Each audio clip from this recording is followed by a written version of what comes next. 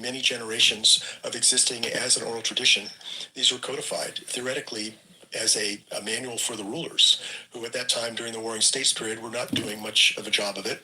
So we're going to delight in sharing both these newly discovered works and also some of the classics, some of the things that have been lighting up the internet in recent years. And we're going to begin with a seminar that was recorded at the Esalen Institute, Taoist Way of Dropping Out from Karma. And in the second session, you'll hear him talking about the Indian idea of karma and how it relates to our participation in the world.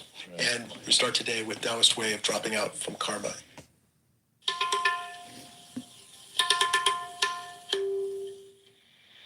The philosophy of the Tao is one of the two great principal components of Chinese thought. There are, of course, quite a number of forms of Chinese philosophy, but there are two great currents which have thoroughly molded the culture of China, and they are Taoism and Confucianism. And they play a curious game with each other. Confucius said the goody-goodies are the thieves of virtue. Meaning that to try to be wholly righteous is to go beyond humanity, to try to be something that isn't human. So this gives Confucian approach to life and justice and all those sort of things a kind of queer humor. A sort of boys will be boys attitude, which is nevertheless a very mature way of handling human problems.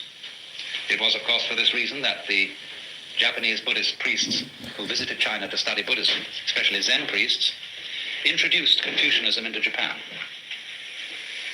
Because despite certain limitations that Confucianism has, and it always needs the Tao philosophy as a counterbalance, Confucianism has been one of the most successful philosophies in all history for the regulation of governmental and family relationships. But of course, it is concerned with formality. Confucianism prescribes all kinds of formal relationships, linguistic, ceremonial, musical, in etiquette, in all the spheres of morals. And for this reason has always been twitted by the Taoists for being unnatural. You need these two components, you see, and they play against each other beautifully in Chinese society. Roughly speaking, you see, the Confucian way of life is for people involved in the world. The Taoist way of life is for people who get disentangled. Now, as we know in our own modern times, there are various ways of getting disentangled from the regular lifestyle, say, of the United States. If you want to go through the regular lifestyle of the United States, you go to high school and college, and then you go into a profession or a business. And you own a standard house, and you raise a family, and you have a car or two cars, and do all that jazz. But a lot of people don't want to live that way. And there are lots of other ways of living besides that. So you could say that those of us who go along with the pattern correspond to the Confucians, and those who are bohemians or bums or beatniks or whatever, that don't correspond with the pattern, they are more like the Taoists. Because the Taoist is really, actually in Chinese history, Taoism is a way of life for older people. Lao Tzu, the name given to the founder of Taoism, means the old boy. And the legend is that when he was born, he was already had a white beard.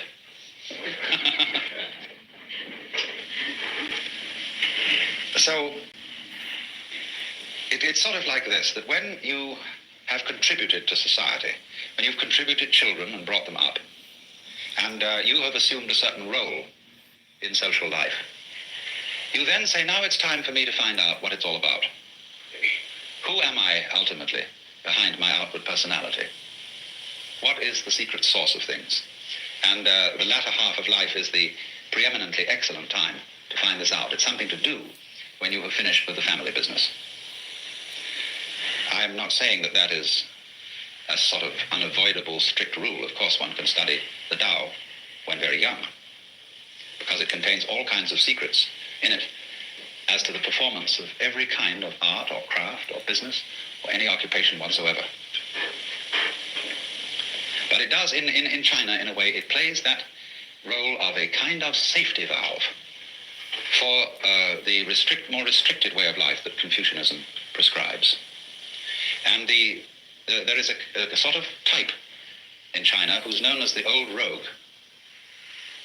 He's a sort of intellectual bum, often found among scholars, who is admired very much, and who a type of character which had an enormous influence on the development of the ideals of Zen Buddhist life. He is one, you see, who goes with nature rather than against nature. Well, now, first of all, I'm going to talk about ideas which come strictly out of Lao Tzu's book, the Tao Te Ching. And, of course, the basic thing in the whole philosophy is the conception of Tao. Now! This word has many meanings. And the book of Lao Tzu starts out by saying that the Tao which can be spoken is not the eternal Tao. Or there's a pun in there which you can't quite put into English. You can't give all the meanings, because the word Tao means both the way or course of nature or of everything. It also means to speak. So the actual opening phrase of the book, following this word Tao, is this, you see? And this character means can be, or can, able, something like that. So the way which can be, then give it its second meaning, spoken, described, uttered. But it also means the way that can be weighed. Not W-E-I-G-H, but W-A-Y-E-D. You'd have to invent that word. The way that can be traveled, perhaps, is not the eternal way. In other words, there is no way in which the Tao, or following the Tao, there's no recipe for it. I can't give you any do-it-yourself instructions, A, B, C, D, as to how it's done. It was like when Louis Armstrong was asked, what is jazz? He said, if you have to ask, you don't know. Now that's awkward, isn't it? But we can gather what it is by absorbing certain atmospheres and attitudes connected with those who follow it. And from the art and the poetry and all the expressions and the anecdotes and stories that illustrate the philosophy of the way. So this word, then, the way or the course of things, is not, you must understand this, some Christian missionaries translated Tao as the Logos, taking as their point of departure the opening passage of St. John's Gospel, in the beginning was the Word. Now, if you look up a Chinese translation of the Bible, it says in the beginning was the Tao. And the Tao was with God, and the Tao was God. The same was in the beginning with God. All things were made by it, and without it was not anything made that was made. So they've substituted Tao there. Now that may make a very funny effect on a Chinese philosopher, because the idea of things being made by the Tao is absurd. The Tao is not a manufacturer, and it's not a governor. It doesn't rule, as it were, in the position of a king. Although the book, the Tao Te Ching, is written for many purposes, but one of its important purposes is as a manual of guidance for a ruler. And what it tells him is essentially, rule by not ruling. Don't lord it over the people. And so he says the great Tao flows everywhere, both to the left and to the right. It loves and nourishes all things, but does not lord it over them. And when good things are accomplished, it lays no claim to them. In other words, the Tao doesn't stand up and say, I have made all of you, I have filled this earth with its beauty and glory, fall down before me and worship. The Tao, having done anything, always escapes and is not around to receive any thanks or acknowledgement, because it loves obscurity. And Lao Tzu said the Tao is like water. It always seeks the low level which human beings abhor. So it's a very mysterious idea. Tao, then, is not really equivalent with any Western or Hindu idea of God, because God is always associated with being the Lord. Even in India, the Brahman is often called the Supreme Lord, although that would the term more strictly applicable to Ishvara, the manifestation of Brahman in the form of a personal God. But Bhagavan, the Lord, Krishna, his song is the Bhagavad Gita, the song of the Lord. There's always the idea of the king and the ruler attached, but not in the Chinese Tao philosophy. The Tao is not something different from nature, from ourselves, from our surrounding trees and waters and air. The Tao is the way all that behaves. And so the basic Chinese idea of the universe is really that it's an organism. And as we shall see when we get on to Zhuangzi, who is the sort of elaborator of Lao Tzu, he sees everything operating together so that nowhere can you find the controlling center. There isn't any. The world is a system of interrelated components, none of which can survive without each other. Just as in the case of bees and flowers, you will never find bees around in a place where there aren't flowers, and you will never find flowers around in a place where there aren't bees or insects that do the equivalent job. And what that tells us secretly is that although bees and flowers look different from each other, they're inseparable. They, to use a very important Taoist expression, they arise mutually. This is one of the great phrases from the second chapter of Lao Tzu's book, where he says, this character means to have or to be. And this next one is a very important character in Taoist philosophy. It means no, negative, wu in Chinese, not to be. And then this curious expression, for which we don't have a really good corresponding idea in traditional Western thought. So, to be and not to be mutually arise. This character is based on the picture of a plant, something that grows out of the ground. So, you could say positive and negative, to be and not to be, yes and no. Light and dark arise mutually, come into being. There's none is cause and effect. It's not that relationship at all. It's like the egg and the hen. So as the bees and the flowers coexist in the same way as high and low, back and front, long and short, loud and soft. All those experiences are experienceable only in terms of their polar experience. So the Chinese idea of nature is that all the various species arise mutually because they interdepend. And this total system of interdependence is the Tao. It involves certain other things that go along with Tao, but this mutual arising is the key idea to the whole thing. And it is, if you want to understand Chinese and Oriental thought in general, it is the most important thing to grasp. Because you see, we think so much in terms of cause and effect. We think of the universe today in Aristotelian and Newtonian ways. And in that philosophy, the world is all separated.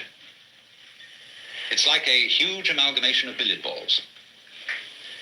And they don't move until struck by another, or by a cue. And so everything is going tuck, tuck, tuck, tuck, tuck, tuck, tuck, tuck, tuck, tuck, tuck, tuck, all over the place. One thing starting off another in a mechanical way. But of course, from the standpoint of 20th century science, we know perfectly well now that that's not the way it works. We know enough about relationships to see that that mechanical model which Newton devised was all right for certain purposes. But it breaks down now because we understand relativity. And we see how things go together in a kind of connected net rather than in a chain of billiard balls banging each other around. So,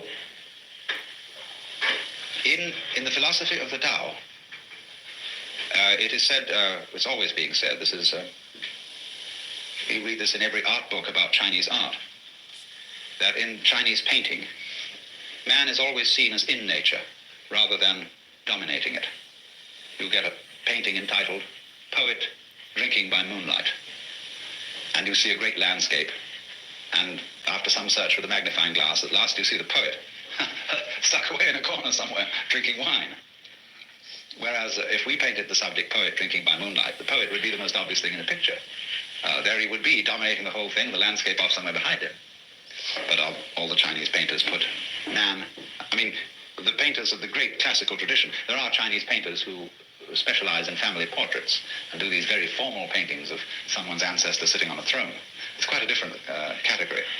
But the Taoist-inspired painters, the Zen-inspired painters, have this view of man as an integral part of nature, something in it, just as everything else is in it, flowers and birds, and not there sent into this world, commissioned by some sort of supernatural being to come into this world and farm it and dominate it. So then, the whole conception of nature is as a self-regulating, self-governing, indeed democratic organism. But it has a totality. It all goes together, and this totality is the Tao. So then we move to a second term that is extremely important. The expression, zhiran, is the term that we translate nature when we translate Chinese. But this term expresses this whole point of view. It doesn't say nature, natura, which means, in a way, class of things. It means, literally, self-so. What is so of itself? What happens of itself? And thus spontaneity. And in the Tao Te Ching, early on, Lao Tzu says, the Tao's method is to be so of itself.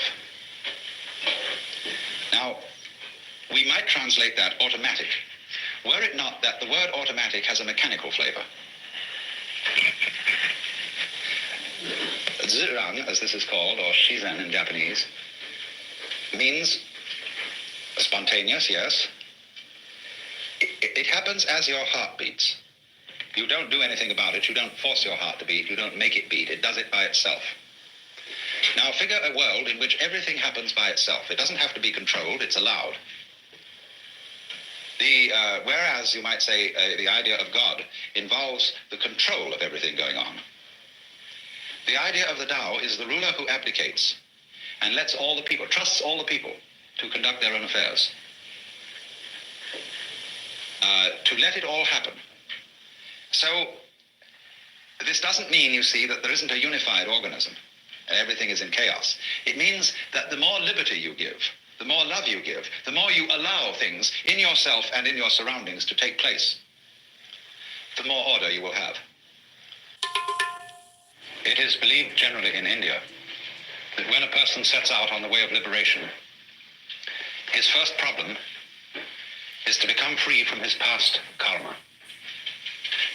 The popular theory of karma, the word that literally means action or doing in Sanskrit, so that when we say that something that happens to you is your karma, it's like saying in English, it's your own doing. But in popular Indian belief, karma is a sort of built-in moral law, or a law of retribution, such that all the bad things you do and all the good things you do have consequences which you have to inherit. And so long as karmic energy remains stored up, you have to work it out. And what the sage endeavors to do is a kind of action which in Sanskrit is called nishkama karma. Nishkama means without passion or without attachment, karma, action. And so whatever action he does, he renounces the fruits of the action, so that he acts in a way that doesn't generate future karma, because future karma continues you in the wheel of becoming, samsara, the round, and keeps you being reincarnated. Now then, in that case, when the time comes that you start to get out of the chain of karma, all the creditors that you have start presenting themselves for payment. In other words, a person who begins, say, to study yoga is felt that he will suddenly get sick, or that his children will die, or that he'll lose his money, or all sorts of catastrophes will occur, because the karmic debt is being cleared up. And there's in no hurry to be cleared up if you're just living along like anybody, but if you embark on the spiritual life, a certain hurry occurs. And therefore, since this is known, it's rather discouraging to start these things. The Christian way of saying the same thing is that if you plan to change your life, shall we say, to turn over a new leaf, you mustn't let the devil know, because he will oppose you with all his might if he suddenly discovers that you're going to escape from his power. So, for example, if you have a bad habit, say you drink too much, and you make a New Year's resolution that during this coming year you'll stop drinking, that's a very, very dangerous thing to do, because the devil will immediately know about it. And what will happen will be this: he will confront you with the prospect of 365 drinkless days.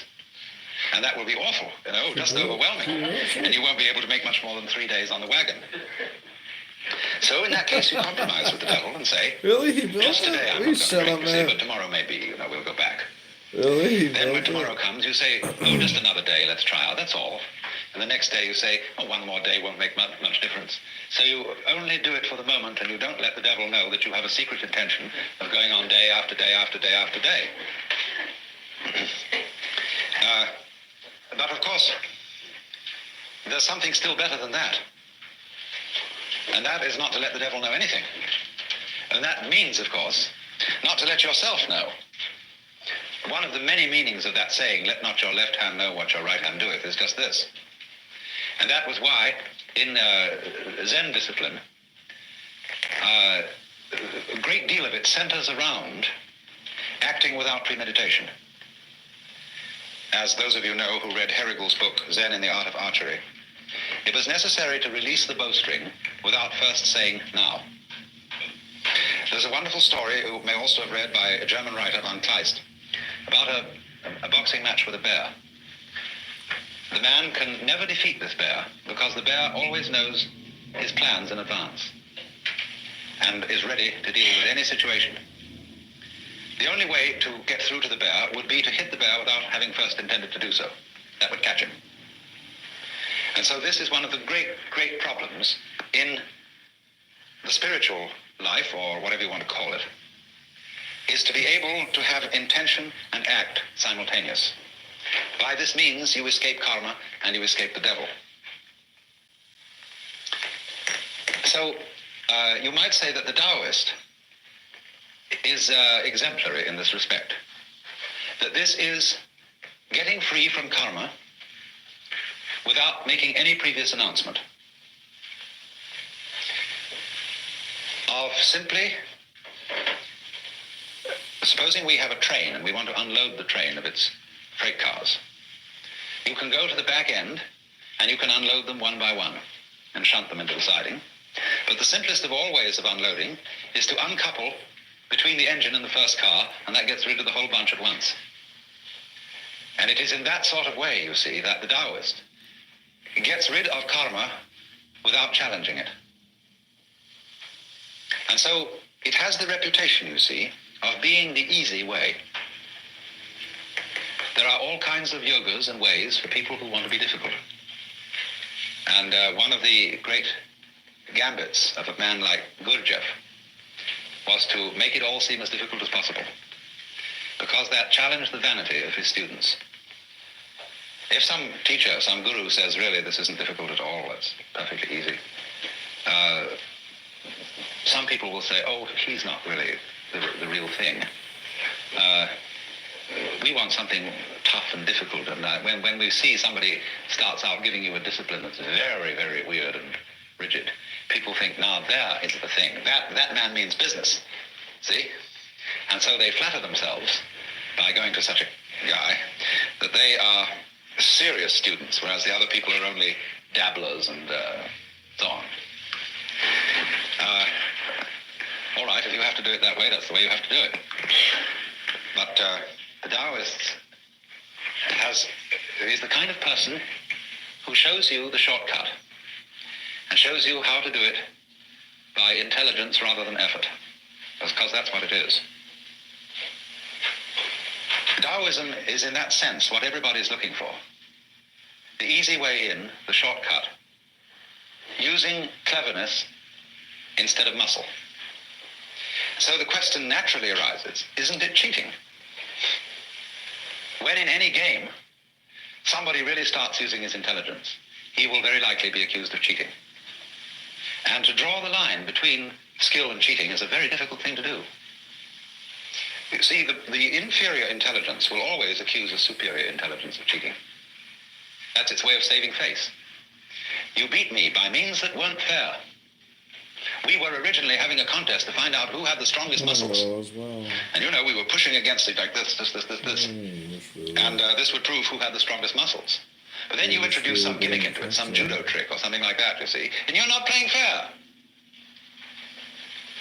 So in the whole domain of ways of liberation, there are routes for the stupid people and routes for the intelligent people. And the latter are faster.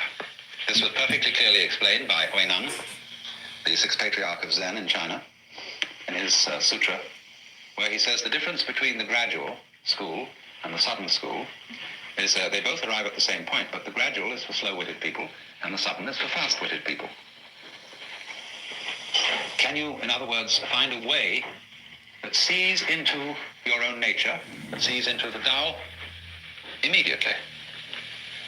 And at the end of this morning's talk, I pointed out to you the immediate way, the way through now. When you know that this moment is the Tao, and this moment is considered by itself, without past and without future, eternal, neither coming into being nor going out of being, there is nirvana. And there is a whole Chinese philosophy of time based on this. It hasn't, to my knowledge, been very much discussed by Taoist writers. It's been more discussed by Buddhist writers, but it's all based on the same thing. Dogen, the great 13th century Japanese Zen Buddhist, studied in China, and he wrote a book called Shobo Genzo. A Roshi recently said to me in Japan, that's a terrible book, because it tells you everything. It gives the whole secret away. But in the course of this book, he says,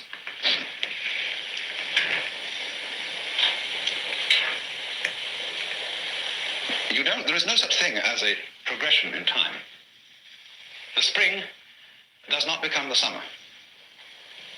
There is first spring, and then there is summer. So in the same way, you now do not become you later. This is T.S. Eliot's idea in Four Quartets, where he says that the person who has settled down in the train to read the newspaper is not the same person who stepped onto the train from the platform. And therefore also you who sit here are not the same people who came in at the door. These states are separate, each in its own place. There was the coming in at the door person, but there is actually only the here and now sitting person. And the person sitting here and now is not the person who will die. Because we are all a constant flux. And the continuity of the person from past through present to future is as illusory in its own way as the upward movement of the red lines on a revolving barber pole. You know, it goes round and round and round, and the whole thing seems to be going up or going down, whatever the case may be. But actually nothing is going up or down. So when you throw a pebble into the pond and you make a concentric rings of waves, there is an illusion that the water is flowing outwards. And no water is flowing outwards at all. Water is only going up and down. What appears to move outward is the wave, not the water. So this kind of philosophical argument says that our seeming to go along in a course of time doesn't really happen. The Buddhists say, suffering exists, but no one who suffers. Deeds exist, but no doers are found.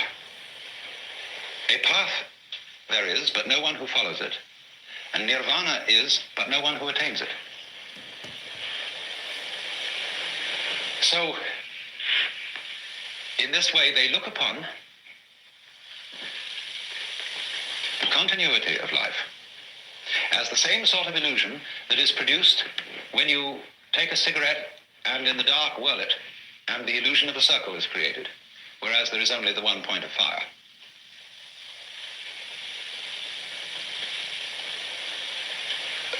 The argument then is, so long as you're in the present, there aren't any problems. The problems exist only when you allow presence to amalgamate.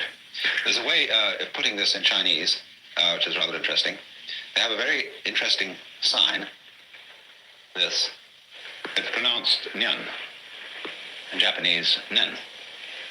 And the top part of the character means now, and the bottom part means the mind-heart, the shin. And so this is, as it were, an instant of thought. In Sanskrit, they use it. They use this character as the equivalent for the Sanskrit word shana. Then, if you double this character, put it twice,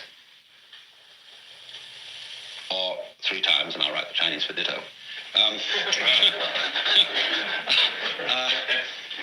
Nyan nyan nyan means thought after thought after thought. Now, the Zen master Joshu was once asked, what is the mind of a child? And he said, a ball in a mountain stream. What do you mean by a ball in a mountain stream? He said, thought after thought after thought with no block. Every time you feed your pet Hills, you help feed a shelter pet, which helps make them healthy, happy, and more adoptable, changing their life forever so they can change yours. Science did that. A really virtuous person doesn't show his virtue. He is like, well, there's a poem in Chinese which says, entering the forest, he doesn't disturb a blade of grass. Entering the water, he doesn't make a ripple. He looks very ordinary. And so his virtue can't be detected. He doesn't stink of virtue. So, de, then, is the virtue of the great artist, say, or craftsman, who creates marvelous works of art, but always as if he was making no effort. And so we say of great art that it's artless, that it seems to come naturally, that he does it as if he were falling off a log. Now, of course, we know that it isn't that simple. So what everybody wants to know then is how to acquire that great naturalness in everything, so that we, in our human lives, manifest the Tao. Tao manifested through man is De. How do you do it? So the transitional word, which shows the way from to realize De in one's life, this is pronounced, this one is Wu, and this one is Wei, Wu Wei. Wei means to act, to strain, to strive, or to interfere. And so the Taoist manner of life is Wu Wei. Don't force it. Always go with the stream. You may need to use a rudder, but don't ever go against the stream. If you are swimming and you're caught in a very strong current, you'll be lost if you try to swim against it. You must swim with it and edge to the side. That's Wu Wei.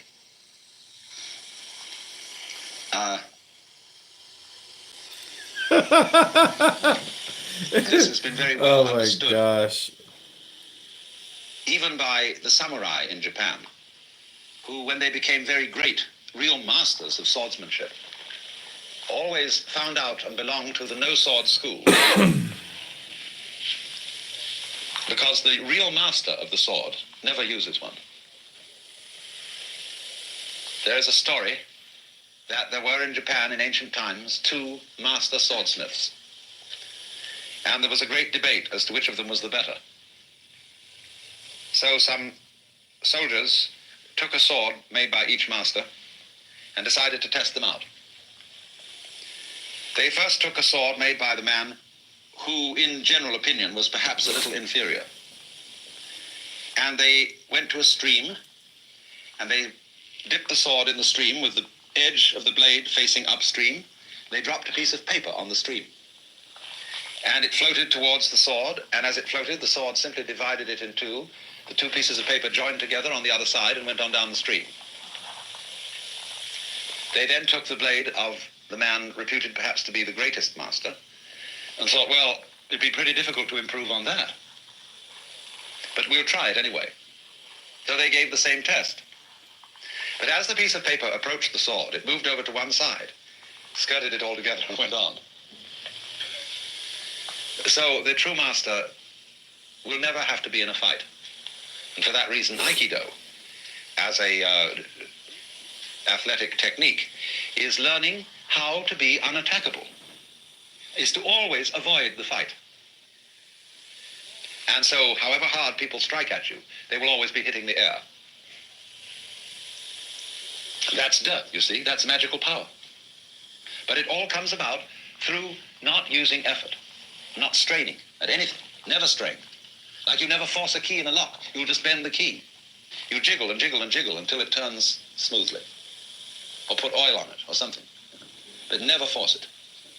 The same way, when you use your eyes, don't stare at anything in order to see it clearly, because you'll just tire your eyes and make the image fuzzy.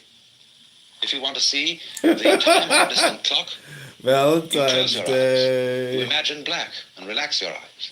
Then look at the clock lazily, and you will see that the detail is clearer. Snowman. And so now there's another story with which I will exemplify this. Later than Lao Tzu, there was another Taoist sage called Lietza. And he had the reputation of being able to ride on the wind. Of course, that's metaphorical. And so when Suzuki was asked what it's like to have the experience of Satori or enlightenment, he once said, it is like ordinary everyday experience, except it's about 2 inches off the ground,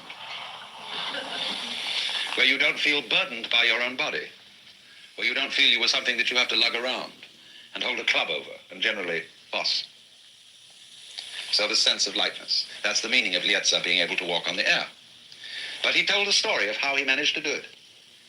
He said he went to a great guru, and this guru paid no attention to him. So he just sat outside the door of his hut. And a year went by, and still this man paid no attention to him. So Lietza went away, disgusted. But then he thought it over a bit and realized this man had a terrific reputation, and that if perhaps he'd been a little bit more patient, he would have had some teaching. So he went back. And the great sage looked at him and said, "Why this ceaseless coming and going?"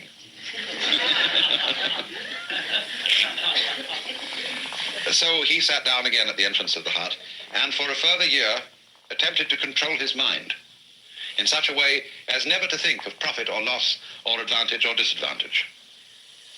And then at the end of that year, the teacher looked at him. For another year he practiced, and at the end of that, the teacher invited him to come in the hut and sit on the mat. Then for the next year, however, he did something quite different, and he says this: "I let my eyes see whatever they wanted to look at.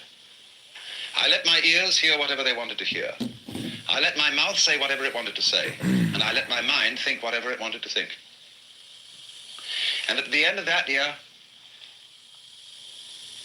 I didn't know what was subject and what was object. I didn't take any account of time.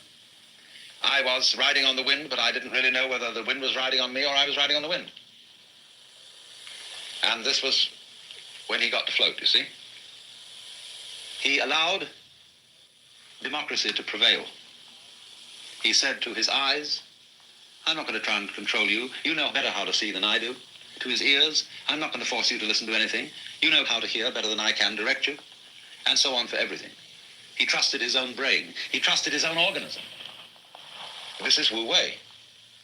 So in exactly the same way, if you practice meditation, don't try to meditate. Like the choir was told not to try to sing. Don't force it. When you meditate, let your lungs breathe the way they want to breathe. Let your mind think anything it wants to think about. Don't try to repress thoughts. Let your eyes see whatever they're looking at. And let your ears, your eardrums vibrate to any oscillations there may be in the air. Let go. You think that's very risky? It isn't. It really isn't. It's like a ship in a typhoon. They always shut the engines off and drift. Because if the propellers are going and the tail end of the ship is thrown up so as to be above the water level, the whole ship will vibrate and be shaken to pieces by those revolving propellers. So, in a big storm, and life is a big storm all the time, you let go and you become like a cork on the water or a ping pong ball in a mountain stream. That's what's called purposelessness in Taoism, which is a form of Wu Wei. And the Taoist text says, when purpose has been used to achieve purposelessness, the point has been grasped. So, it's the same problem we have in India. You know, there's a superstition that if you think of a monkey while you're taking medicine, the medicine won't work. So you're in the predicament of trying not to think of the monkey while taking medicine. And that happens to us whenever we try to be natural. Everybody can see it's forced, it's faked. And so you think then, how can I be genuinely natural? I gotta pay community reparations now. How can I really flow with the course of nature?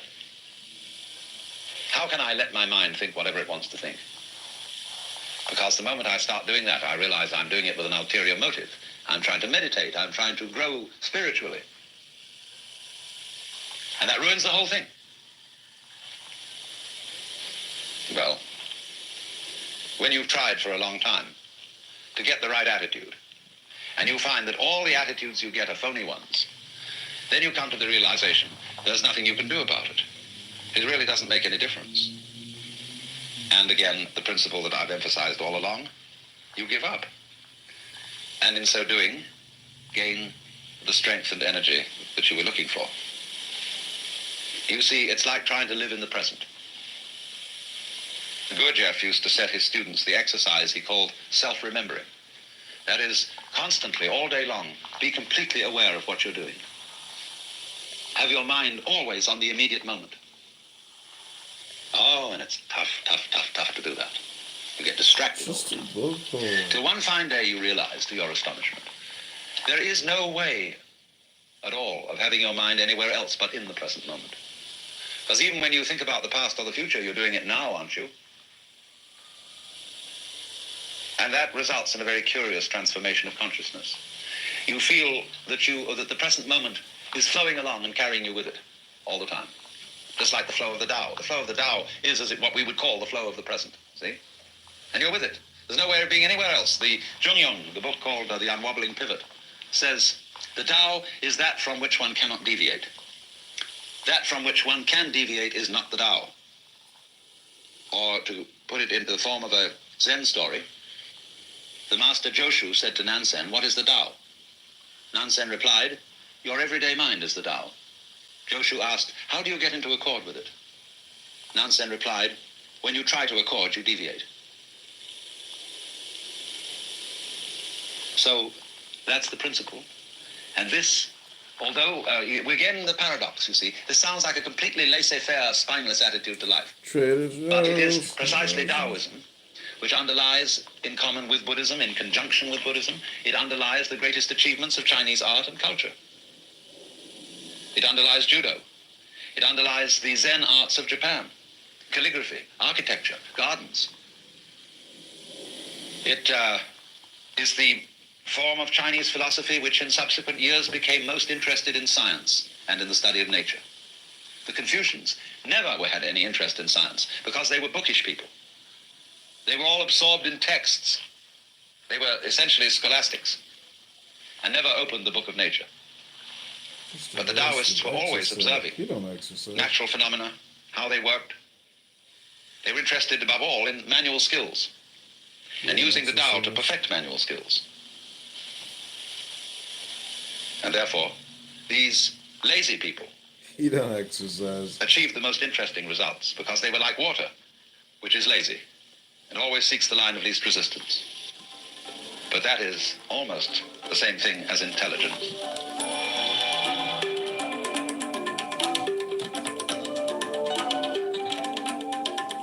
You've been listening to the second talk in the podcast, Wisdom of the Watercourse. It is part of our new series on Taoism, which is called Tao for Now, Way Beyond Seeking. And like all of our other recordings, it's available on our website at alanwatts.org. And there you'll also learn a lot about the background and our organizational history and some of the things that we're trying to do today to keep the works of Alan Watts alive and vibrant in this world. This podcast was produced in conjunction with the Be Here Now Network, and our theme music is by Zakir Hussain, courtesy of Moment Records. Thank you for being with us today.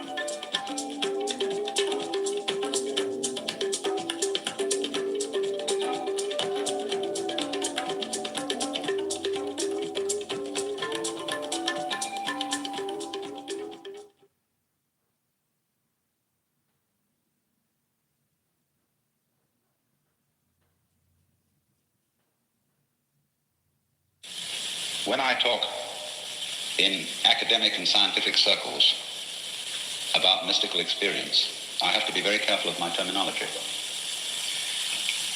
And so I alter the phrase mystical experience and call it ecological awareness, because it really amounts to the same thing.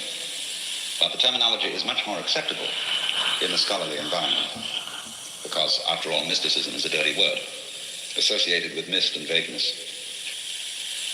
On the other hand, there is this difficulty, that in our universities today, ecology has not quite come of age as a science, although its importance is vastly recognized.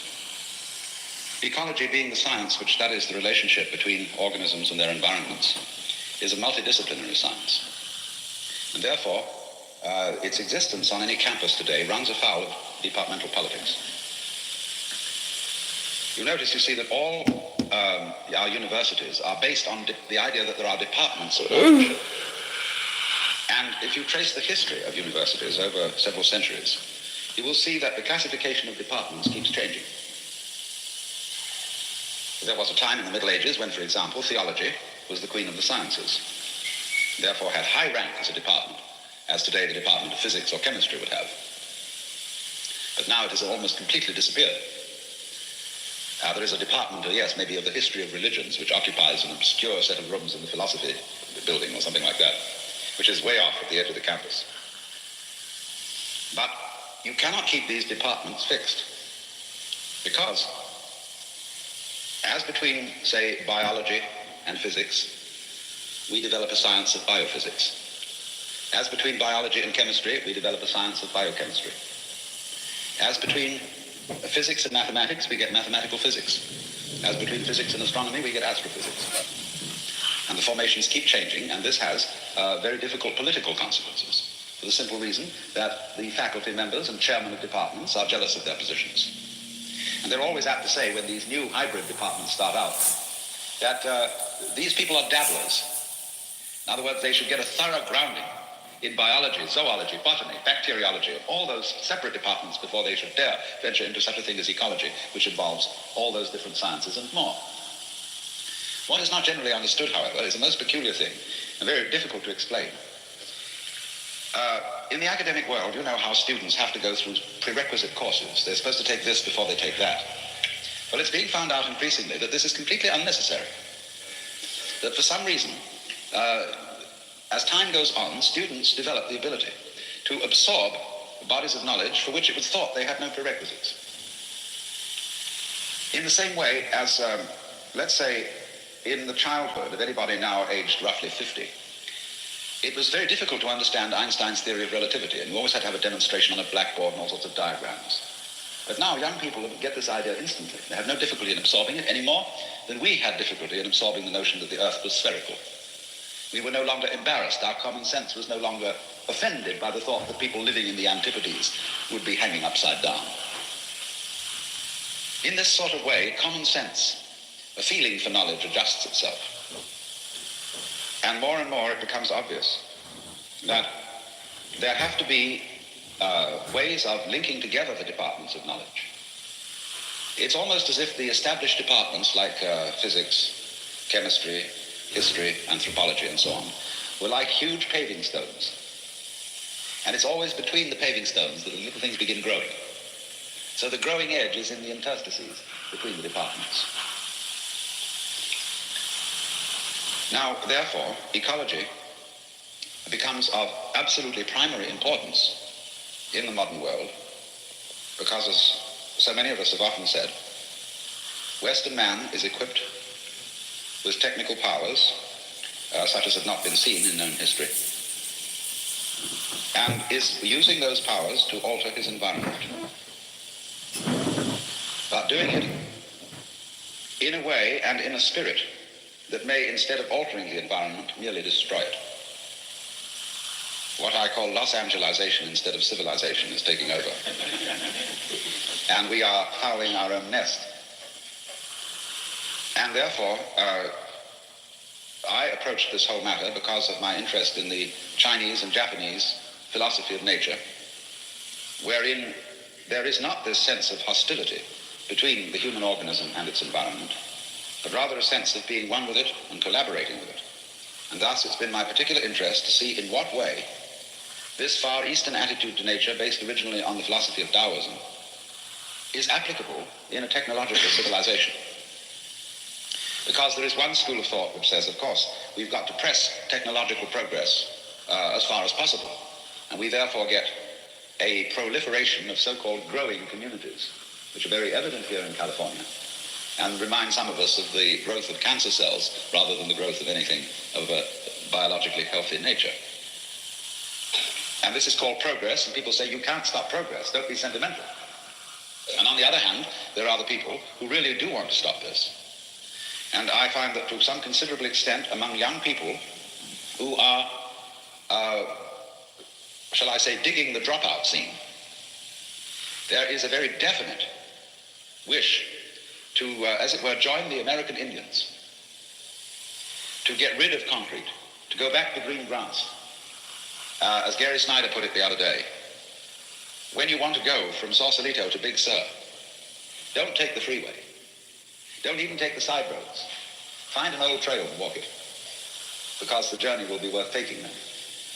And he feels, for example, that all the state park rangers should busy themselves with opening up trails so that more and more young people can walk and have stations, a day's walk apart, where they can rest for the night, or where there are congenial farmers and friendly people with homes who will accommodate them. And so we will set up, as it were, a whole network of communications and culture entirely apart from the freeways and the suburban subtopia that sprawls all over the place. Because, like any good Indian, American Indian that is, they sit around waiting and watching. As they know that one of these days, this whole industrial civilization is just going to disappear into gas, and will leave them as they were in the beginning. You see, these are two completely extreme points of view. And I want to explore rather the possibility that there is a middle way, that the technology is not a purely unnatural manifestation, that it is a perfectly proper development of human capacities, but that it has to be used in the right spirit and with the right care,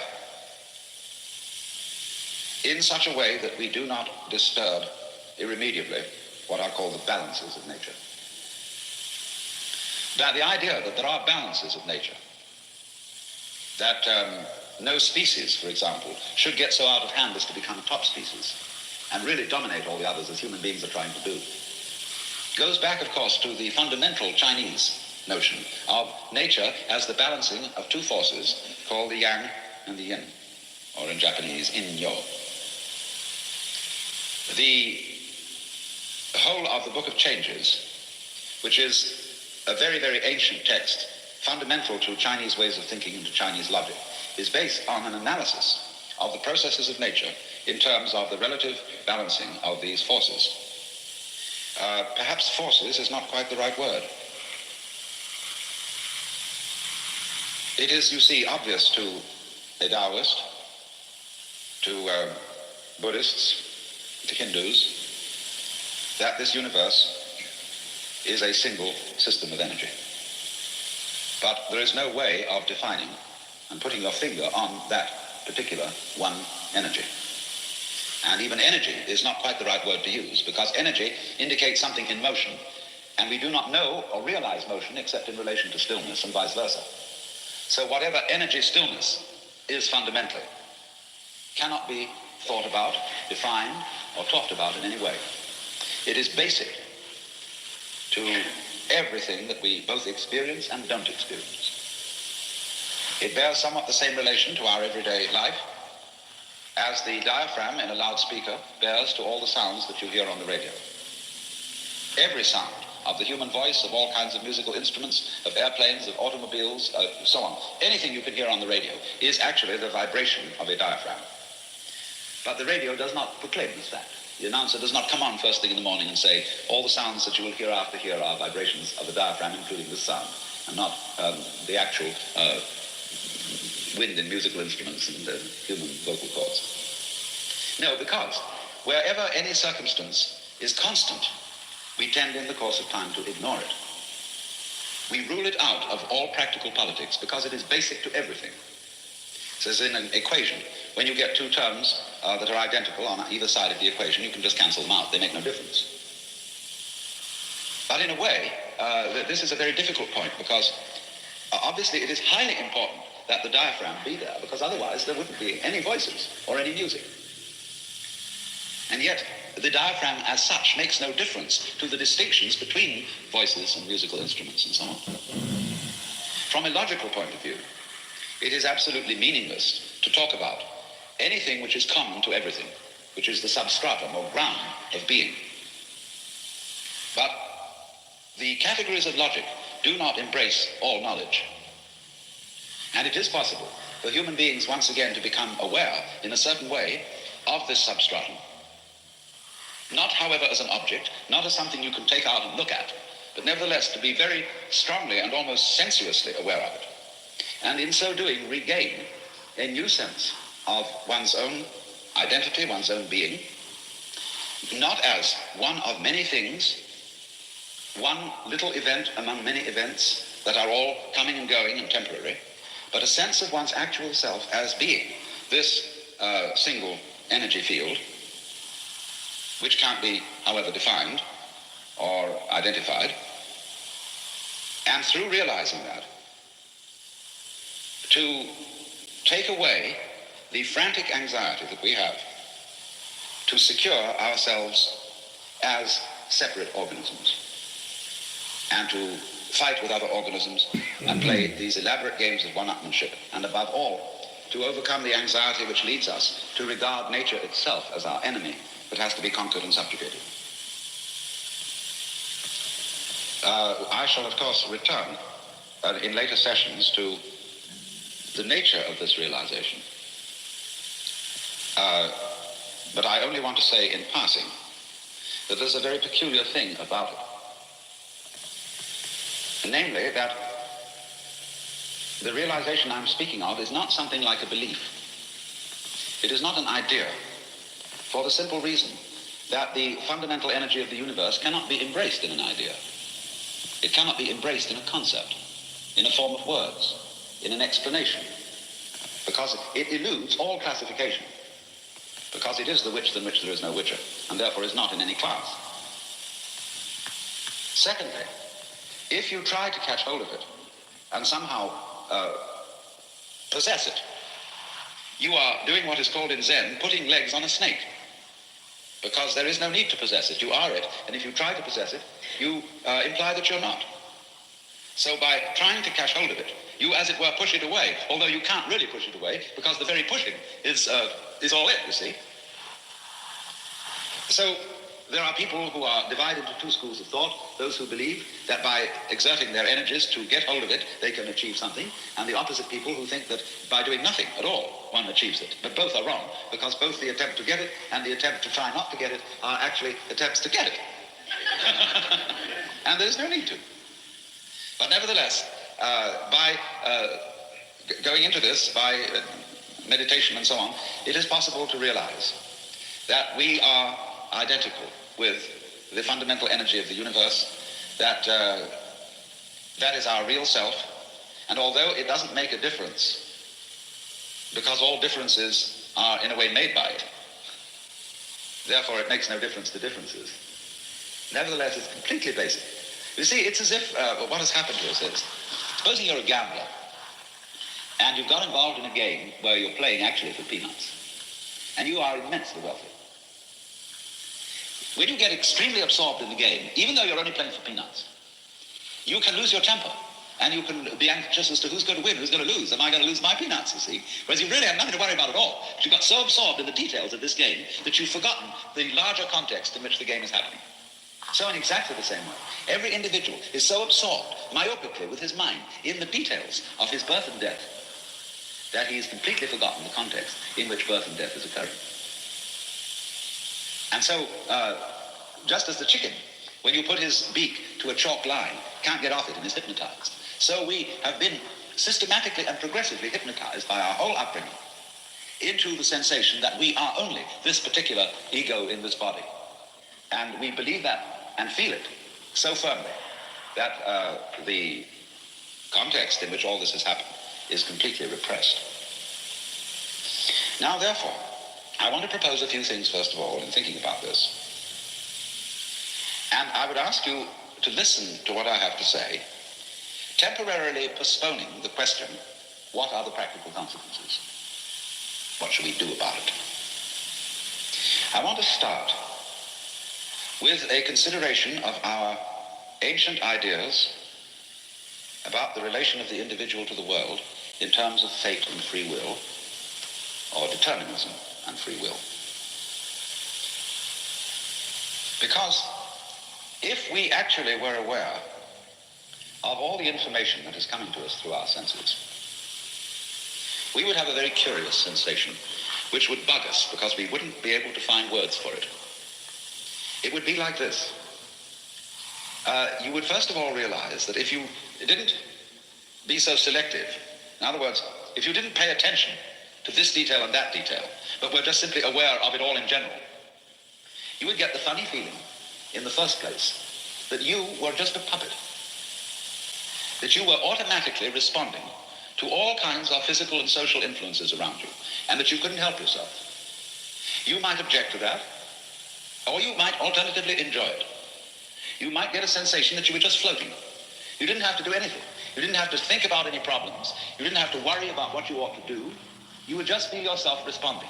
And that would be a very pleasant feeling if you liked it. But on the other hand, depending on your personal constitution, you might feel terribly threatened by it. And you would interpret this sensation as a feeling of unreality. Have you ever suddenly felt that you were dreaming everyday life? That it wasn't quite real? And it spooked you? So you said, gee, it ought to be happening, see? I feel I'm going around in a dream. Because occasionally, our mind slips. It's like the tuning dial of a radio. It occasionally wanders off and you get another station. And so in the same way, our minds occasionally slip into another way of seeing things. And people get accidental illuminations and psychoses and all sorts of funny things. But you would get this as a preliminary sensation, and you would interpret it as feeling that you are a puppet on the end of strings being manipulated by events, only because of your previous background, wherein we have all of us been conditioned to believe that part of our life is not under our control, and part of it is. There is this distinction between the voluntary and the involuntary. The voluntary, what we do; the involuntary, what we have to accept passively. The borderline between them is not at all clear. Breathing, for example, is something we have to go on doing, and yet you can acquire the sensation that you are doing the breathing and controlling it according to your will. It's a very vague distinction here. But if you took in all the information, see, you can feel yourself making a decision out of the blue. You say, I'm going to do that, like that, you see, and you don't have any awareness of anything that leads up to it. It just happens, you see. And because that awareness is screened out, you interpret this act of making a decision as a different kind of act from breathing or from growing hair. Well, actually, it isn't different. But we think it's different because of unawareness. When you make a decision, it happens, as the Chinese say, zizhan, shizen, of itself, naturally, spontaneously. But we... Whole Gaza like this, bro. And you know what? The guy says impossible. And he said $50. And now he doesn't want to pay $50 and he come up with this. It's not Saturday, is it, Puria? What day is it where you are, by the way, Puria? Who would pay $50? It hasn't happened yet. How do you know who's going to win, Puria? You have some inside information, Puria? Puria? Hello, is this thing on?